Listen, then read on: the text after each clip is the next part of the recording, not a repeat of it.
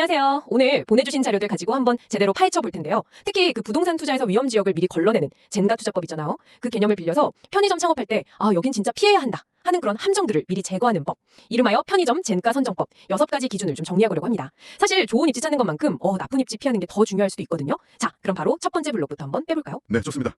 첫 번째로 저희가 조심스럽게 빼내야 할 젠가 블록은 바로 배후 수요 부족입니다. 배후 수요요? 그러니까 고정 고객 말씀이시죠? 네, 맞습니다. 편의점은 결국 주변에 꾸준히 와주는 분들이 있어야 하거든요. 그게 배후 세대나 아니면 상주 인구죠.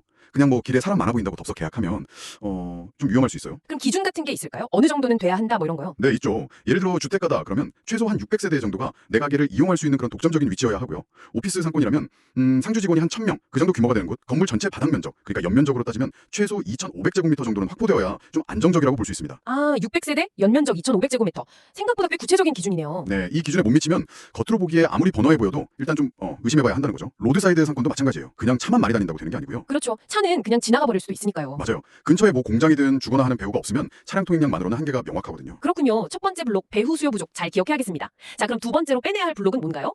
두 번째는 과도한 임차 비용입니다. 이거 뭐 너무 당연한 얘기 같지만 정말 중요하죠. 이거 진짜 현실적인 문제죠. 아무리 장사가 잘 돼도 월세 내고 나면 남는 게 없는. 그렇죠. 월세뿐만 아니라 관리비, 또 초기에 들어가는 관리금 부담, 이게 너무 크면 수익성이 확 떨어지니까요. 특히 오피스 상권 같은 경우는 그 건물 매매가 대비해서 월세가 적정한 시준인지 한번 따져볼 필요가 있어요. 매매가 대비요? 건물주 입장에서 생각해보는 거군요. 네, 보통 건물주들이 기대하는 임대 수익률이라는 게 있거든요. 연 한 4% 정도 수준인데 그걸 감안했을 때 월세가 너무 높게 책정된 건 아닌지 좀 확인하고 협상도 필요하면 해야죠. 협상이요? 쉽진 않겠지만 그래도 시도는 해봐야겠네요. 그럼요. 그리고 뭐 유흥 상권 같은 데는 바닥 권리금이 높을 수 있고 또 오피스 상권은 평당 관리비가 비싼 경우도 있으니까 이것도 꼭 체크해야 합니다. 관리비도 평당으로 부과되는군요. 그것도 꼼꼼히 봐야겠네요. 신축 상가면 렌트프리 기간 같은 것도 중요하겠고요. 맞습니다. 초기 비용, 고정 비용 줄이는 게 진짜 중요해요. 네, 자 그럼 세 번째 제거할 블록으로 넘어가 볼까요? 세 번째는 경쟁 심화 가능성입니다. 경쟁이요?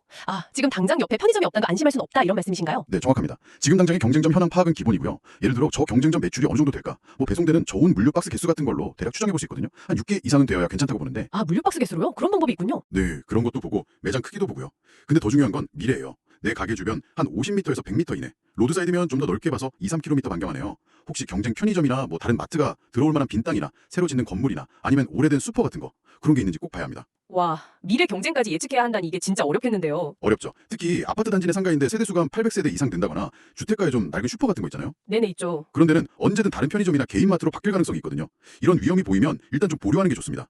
정말 젠가 블록처럼 하나 잘못 건드리면 와르르 무너질 수 있는 부분이네요. 그럼 네 번째는 뭔가요? 네 번째는 접근성 및 가시성 불량입니다. 이건 뭐랄까? 가게가 눈에 잘 안 띄거나 들어가기 불편하면 안 된다는 거죠? 네, 맞아요. 고객 눈에 잘 띄어야 하고 또 쉽게 들어올 수 있어야죠. 예를 들어 로드사이드 점포는 운전자들 눈에 확 들어와야 하니까 전면이 좀 넓고 멀리서도 보이는 큰 간판, 지주간판이라고 하죠. 그런 게 거의 필수고요. 그렇죠. 차 타고 가면서 봐야 하니까요. 네, 그리고 차가 좀 쉽게 쓱 들어올 수 있고 잠깐이라도 주차할 공간이 있으면 더 좋고요. 그래서 보통 차량 속도가 좀 느려지는 구간이나 신호등 바로 앞이 유리하다고 하는 거죠. 아하, 그렇군요. 주택가나 아파트 상권은 어떤가요? 거기도 마찬가지예요. 사람들이 주로 다니는 동선에서 좀 벗어나 있다거나 아니면 골목 안쪽에 있어서 한쪽 면만 보인다거나 그런 이면 도로의 일면 점포는 좀 불리할 수 있죠. 결국 고객 입장에서 얼마나 편하게 찾고 들어올 수 있느냐가 핵심이네요. 네, 그렇습니다. 자, 이제 다섯 번째 젠가 블록입니다. 수익 구조 취약. 수익 구조요? 이건 좀 더 구체적으로 설명해 주셔야 할 것 같아요. 매출이 높아도 문제일 수 있다는 건가요? 네, 그럴 수 있습니다. 단순히 하루 총 매출액만 봐서는 안 된다는 거예요. 뭘 팔아서 이익을 내는 구조인지를 봐야 하거든요. 예를 들어서 담배 매출 비중이 막 50%로 훌쩍 넘는다? 이런 유흥가나 일부 로드사이드 점포들이 그래요. 담배는 마진이 별로 안 남잖아요. 그렇죠. 담배는 마진율이 낮아서 보통 뭐 27% 이하. 매출은 엄청 높아 보여도 실제 남는 수익은 생각보다 적을 수 있다는 거죠. 또 오피스 상권 같은 경우는 평일 낮은 정말 바쁜데 주말이나 밤에는 사람이 거의 없어서 심야에는 아예 문을 닫아야 할 수도 있고요. 맞네요. 주변에 사는 사람이 없으면 주말 야간 매출은 기대하기 어렵겠군요. 네, 그래서 안정적인 수익 구조를 만들기 어려운 곳은 좀 신중하게 접근해야 합니다. 정말 매출 숫자 뒤에 숨어있는 진짜 수익성을 봐야 한다는 점 명심하겠습니다. 자, 드디어 마지막 여섯 번째 젠가 블록이네요. 네, 마지막은 상권 잠재력 부족입니다. 상권의 잠재력이요?